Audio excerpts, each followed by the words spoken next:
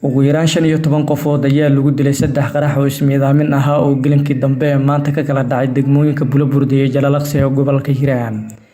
Laba qarax oo gawaari loo adeegsaday ayaa wax yar ka hor salaadii casirka ka dhacay meel u dhow saldhigga ciidamada dawladda iyo kuwa nabad ilaalinta midowga Afrika ee ADMIS ay ku lahaayeen degmada Jalalaqsi. Mid ka mid ah qaraxyadaasi ayaana laga hortagay sida uu Universal u sheegay gudoomiye ku-xigeenkii hore ee degmada Jalalaqsi Miro Xuseen Siyaad. hadda geerida aniga inta arkay afar waay meesha wax ka dhaceen waxa waaye meeshii qaraxii hore ka dhacay ee checkpointiga qolada Djibouti laga soo galayo ee dhanka qorxsanka mid labaadna wuxuu ka dhacay iskoolka Xuneef la yiraahdo oo asagana meesha hadda qaraxu ka dhacay xoogaa u jira ilaa iyo nus kiiloomitir camal u jira magaalada meesha laga soo galayo meesha jaadka lagu gado meesha laga soo galayo weli xaqiiqada ma hayno laakiin afar qof hadda aniga indhahayga saaray oo isbitaalkaan tegey wiil dhaawac aan geeyey askar labaa ku jirta labo oo nimankii xabadeeyey baawarka gaariga Leyla Calaawiga darawalkiisii waa la dilay sidaasoo ku qarax kale oo geysay khasaare nafeed ayaa galabta ka dhacay degmada Bulaburde ee gobolka Hiiraan. Yuusuf Isaaq Muumin oo ka mid ah howlwadeenada caafimaadka degmada Bulaburde ayaa warbaahinta ugu warramay dhimashada iyo dhaawaca inta la xaqiijiyay qaraxyadaasi waxyeelada ay ka soo gaartay.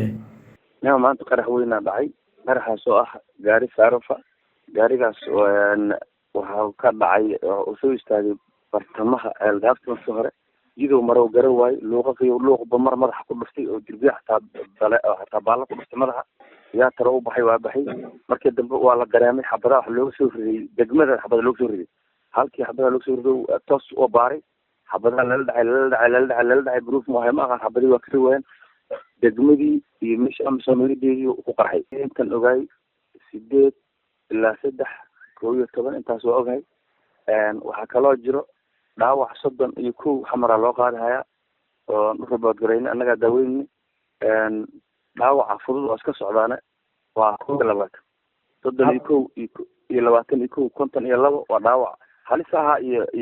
yara raqiiqaaba dhimashadana waa intaas xaaladda magaalada koronto waa go'an tahay macnaha ataan hadda imaatay muddo adiga 20 daqiiqo ka hor imaatay dawladda gudigin koronto waa maqan tahay dad ma jiro jid kasta waa la xiray hadda ciidamada xiray jid kasta xiray wax ganacsiga ma socdaan waxna kama daarno. Mustafa Ali Abdu Universal TV Beledweyne.